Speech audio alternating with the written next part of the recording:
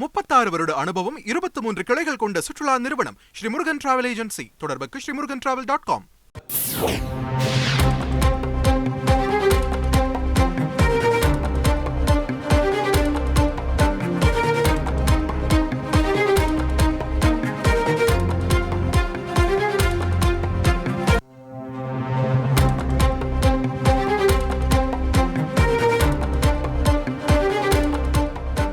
அண்மை செய்தி. மதுரை அலங்காநல்லூர் ஜல்லிக்கட்டில் 2வது இடத்தில் வெற்றி பெற்றதாக அறிவிக்கப்பட்ட மாடுபிடி வீரர் அபிசித்தர் மதுரை மாவட்ட ஆட்சியர் சங்கீதாவிடம் புகார் மனு ஒன்றை அளித்திருக்கிறார்.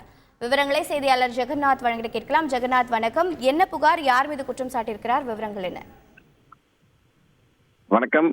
கடந்த ஜனவரி 17ஆம் தேதி உலக புகழ் பெற்ற அலங்காநல்லூர் ஜல்லிக்கட்டு போட்டி நடைபெற்றது. இந்த ஜல்லிக்கட்டு போட்டியில் முதல் பரிசாக காளையை அடக்கிய கருப்பாயனை சேர்ந்த கார்த்திக் என்பவருக்கு வழங்கப்பட்டது. 2வது பரிசாக பூவந்தியை சேர்ந்த அபிசித்தர் என்றவருக்கு மாடுபிடி வீரருக்கு வழங்கப்பட்டது. இந்த நிலையில் பார்த்தீர்கள் தற்போது மதுரை அலங்காநல்லூர் ஜல்லிக்கட்டு போட்டியில் 2வது இடத்தை பிடித்த அபிசித்தர் தற்போது மாவட்ட ஆட்சியர் சங்கீதாவிடம் ஒரு மனு ஒன்று அளித்திருக்கிறார். குறிப்பாக அலங்காநல்லூர் ஜல்லிக்கட்டு கமிட்டி ஒருதலை பட்சமாக நடந்து கொண்டதாகவும், முதல் பரிசு பெற்ற கருப்பாயணி கார்த்திக்கு 3 சுற்றுகள் விளையாட அவரை அனுமதிக்கப்பட்டதாகவும், கமிட்டியிடம் அவர் முறையிட்ட போது அவருக்கு வாய்ப்புகள் வழங்கப்படவில்லை என்னும் தற்போது மாவட்ட ஆட்சியரிடம் புகார் மனு ஒன்று அளித்திருக்கிறார். குறிப்பாக இறுதி சுற்றில் மாடுகள் பிடிக்கப்பட்டதை எண்ணினால் யார் வெற்றி பெற்றார்கள் என்ற நிலவரம் தெரிய வரும் என்று கூறியிருக்கிறார். விரைவில் நீதிமன்றத்தில் வழக்கை தொடுக்க உள்ளேன் என்று தற்போது அவர் தெரிவித்திருக்கிறார். மாவட்ட ஆட்சியர் சங்கீதா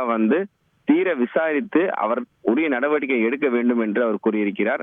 குறிப்பாக ஜல்லிக்கட்டு விளையாட்டில் இவர்கள் அரசியல் கொண்டு தற்போது தன்னுடைய முதல் பரிசை தட்டி சென்றிருப்பதாகவும் தகவல் தெரிவித்திருக்கிறார்.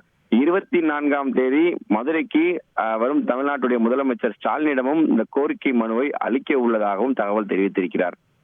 தகவல்களுக்கு நன்றி ஜெகநாத். 36 வருட அனுபவம் 23 கிளைகள் கொண்ட சுற்றுலா நிறுவனம் ஸ்ரீ முருகன் டிராவல் ஏஜென்சி. தொடர்புக்கு srimurugantravel.com.